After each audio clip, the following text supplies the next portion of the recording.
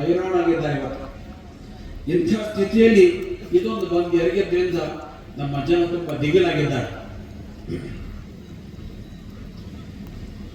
ಮತ್ತೆ ಮತ್ತೆ ಅನೇಕರು ಹೇಳ್ತಾ ಇದ್ದಾರೆ, ಏನಿಲ್ಲ, ನಾವು ಹೆಚ್ಚಿಗೆ ನೀರು ಸಮುದ್ರಕ್ಕೆ ಹೋದನ್ನ ತಗೊಂಡ್ಬರ್ತೀವಿ ಅಷ್ಟೇ, ಅವರಿಗೇನು ತೊಂದರೆ ಆಗೋದಿಲ್ಲ ಅಂತ ಮತ್ತೆ ಮತ್ತೆ ಹೇಳ್ತಾ ಇದ್ದಾರೆ. ಹೆಚ್ಚಿಗೆ ನೀರು ಸಮುದ್ರಕ್ಕೆ ಹೋಗಿ ನೀವು ಎಲ್ಲಿ ನೋಡಿದ್ದೀರಿ?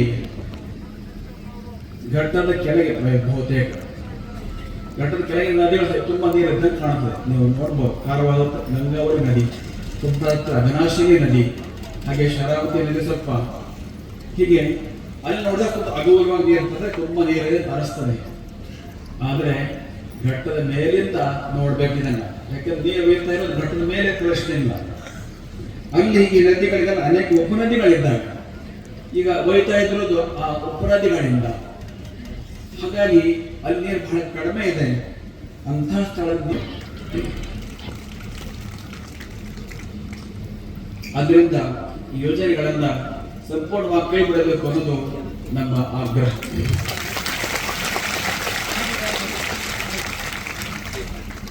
ಆದ್ರೆ ಕೆಲವರು ಕೇಳ್ತಾರೆ, DPR ಮಾಡ್ಲಿಕ್ಕೆ ಅವಕಾಶ ಕೊಡಿ ಅಂತ. DPR ವಿಸ್ತೃತ ಯೋಜನಾ ವರದಿ ಈಗ ಮಾಡೋ ಬಗ್ಗೆ ಸರ್ಕಾರ ನಿರ್ಧಾರ ಕೈಗೊಂಡಿದೆ.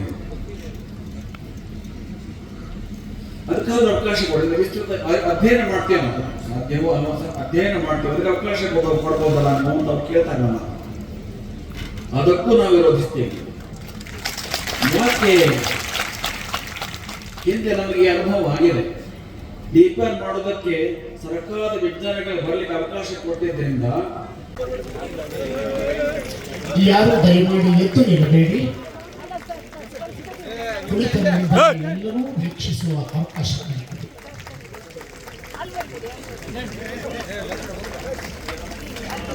ಮಂಜನ್